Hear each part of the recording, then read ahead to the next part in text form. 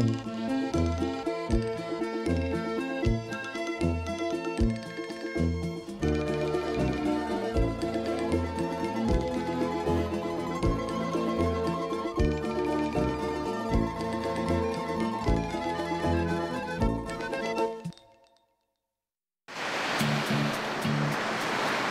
Kaliningrad region is truly a unique part of Russia. The country's westernmost point, it shares no borders with the rest of the mainland and is surrounded by the Baltic Sea, Poland and Lithuania. Annexed at the end of World War II, the region used to be part of East Prussia. It was famed as a centre of culture and commerce, the home of philosopher Immanuel Kant and the world's largest producer of raw amber. There have been many changes in the past few decades, but the original German history and flavour is still very present. The centre of the capital, Kaliningrad, is a mix of waterways, parks and broad avenues that incorporates both modern and medieval architecture. First impressions? That this is a city that's doing very well for itself, and I was eager to find out more.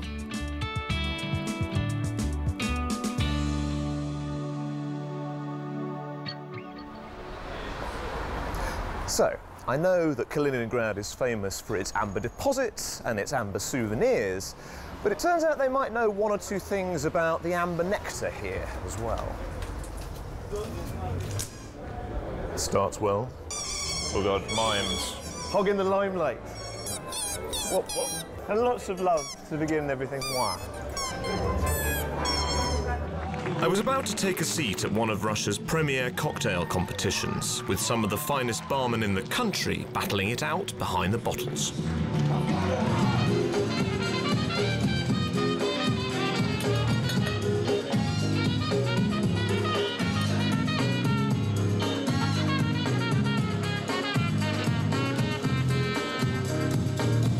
Well, so far, I've seen a French Rose, a Cheerio, and a Dr. Faustus, the cocktail that steals your soul. Potent, I'd expect. I was there to meet Mark, the event's compere and all-round Kaliningrad expert, and a man who knows his mixology. According to Russian tradition, we need to have a drink first to get to know each other better. Yes, I agree. Look at this. Seeing as Kaliningrad is the capital of the Amber Kingdom, amber is at the heart of all things here in one way or another. This cocktail here is called living amber. So live or living amber. I like it. Would you like a taste? I'd like to very much. I think amber juice. Both sound good to me, as I've been waiting a long time for a cocktail. Here we are. Spasibo. Большое. Let's try this.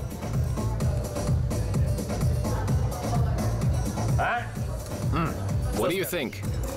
Очень хорошо. It's very nice, very tasty. My amber cocktail in the Amber City. You've got to love a man whose first action is to give you a drink, haven't you? Cheers. There's more where that came from.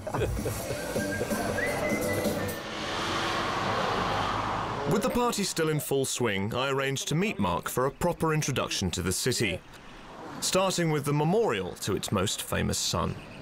Any tour of the city without mentioning Immanuel Kant would be incomplete. Not only does he symbolize the city of Königsberg, but he also represents the philosophy of modern civilization. This memorial, the so-called Kant's grave, was refashioned in 1924. You see those patterns up on the ceiling? They serve as a reminder of ancient Egypt and the pharaohs.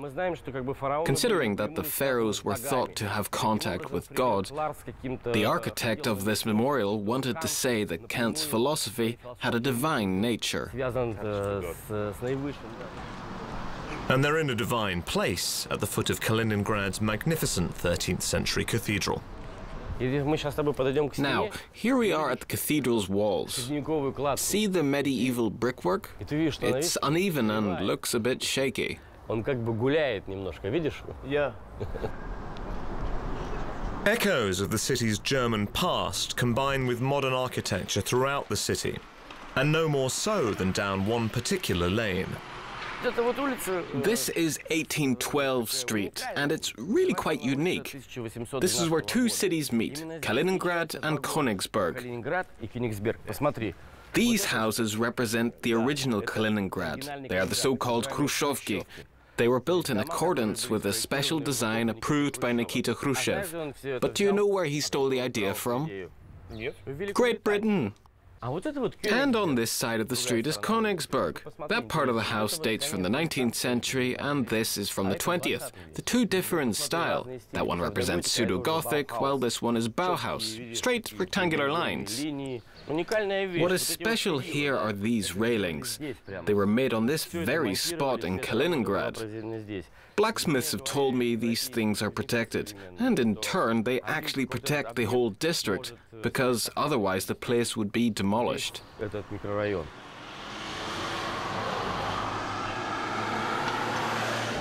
And this is a fire station. It looks just as it did when it was built in the 19th century. Surprisingly, it has not been taken to pieces. Even the original door has been preserved. Now, back then, horses used to stand here. The wooden oak floor inside stopped the horses from getting cold or falling over when it got slippery in the winter. Even it withstood all their hoods. This is a combination of architectural beauty and functionality. It is still used as a fire station, in fact.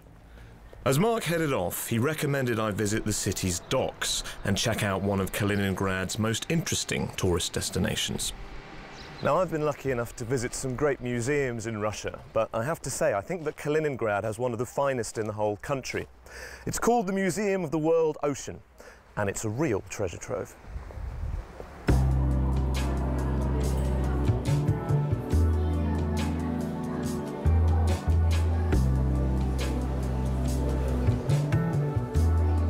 If it sailed above or lived below the waves, this museum has it covered, including an aquarium filled with brightly coloured fish, embryonic sharks, and the odd evolutionary marvel. There's some real missing links here. I can just imagine one of these guys first crawling out of the swamp millions of years ago. They're mud skippers, and they're amphibious and perfectly happy swimming around, or just popping out onto a tree branch for a breath of air. And when it comes to marine life, there's the great alongside the small. Kaliningrad used to be the base for Russia's whaling fleet, and this unfortunate fellow was one of its last victims. They brought him back from the South Atlantic in 1975, and he's one of the largest complete sperm whale skeletons in the world. Look at those teeth. The jewel in the museum's crown has to be the research ship Vityaz.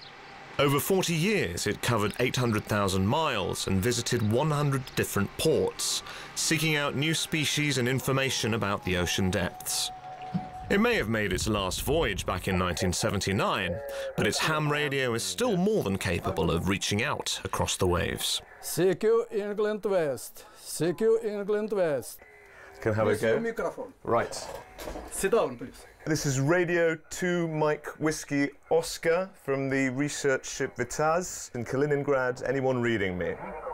Our controller was trying to get me in touch with the UK, and it wasn't long before we picked up some English words over the airwaves. Found Northern Ireland.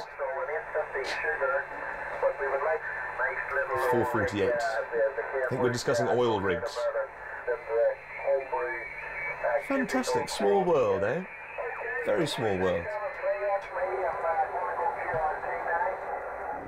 As our controller returned to the dials, I headed down to the bowels of the ship. The Vityaz once measured the depth of the Mariana Trench, so it's hardly surprising that its underwater exhibition is its highlight. This is a tour of the seabed, which details how scientists probe into the depths of the world's oceans. Here you can see special underwater video cameras and how the design of the diving suit has changed over the years. Try these boots on for size. Right. Okay, so delve into the past here of underwater exploration. Ooh. Try these babies. Well, it certainly keep you anchored and complete the look. Hang on. Right.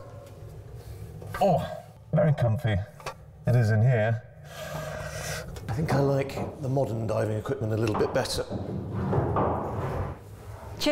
Some of the exhibits tell the story of the Titanic and how the film was made. James Cameron presided over the museum's opening ceremony and gave us two valuable exhibits, the ship's bell and a cup. The film features both of them. Back in 1996, Cameron journeyed to the wreck aboard the Keldysh, another Kaliningrad-based ship. But the Vitiers has a proud history of discovery in its own right. Right, I'm going to try and get in this, because apparently submersibles like these used to be launched from the ship, and they used to search for new underwater life, and 1,200 different species were discovered during the Chaz's time out on the ocean and beneath it. It's difficult not to get a taste for adventure down here, and I was keen to try out some underwater exploration for myself.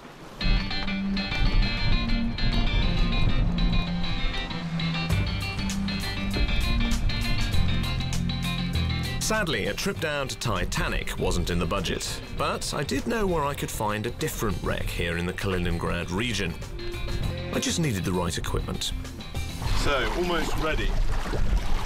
I've been on one or two dives in Russia, but this one is supposed to be a bit special, because it used to be an old amber quarry, but since then they've used it to train actors, military divers, and even a few journalists like me.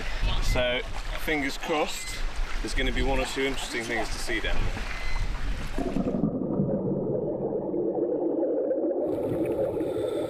And down on the bottom, I wasn't disappointed. There's a sunken plane complete with Nazi insignia. And it makes a pretty intimidating obstacle course. And I was even able to bring away a souvenir as well.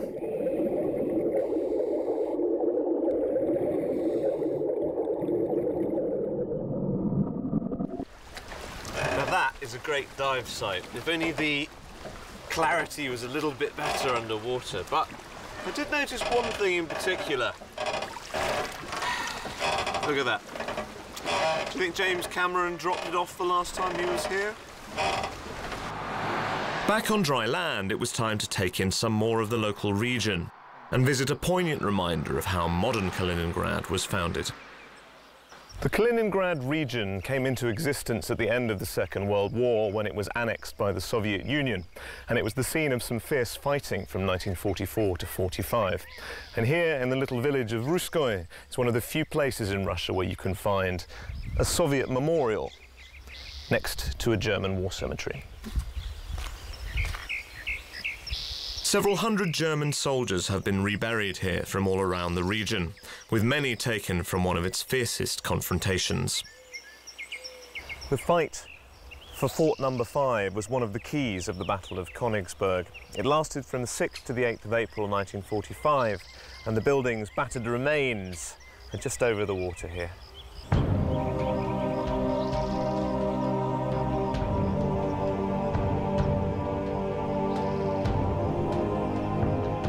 The fort was one of 12 constructed around the city, and it's still one of the best preserved, despite suffering heavy punishment. The Soviets launched a massive artillery bombardment, turning great sections of the fort into pieces of rubble like this. But it was that gave the cover for their sappers to get close enough to the walls to prime their explosives and cause the breach, which led to the final decisive assault. I'd had a taste of Kaliningrad's modern history, but I wanted to find out more about its origins, back to the founding of Königsberg itself.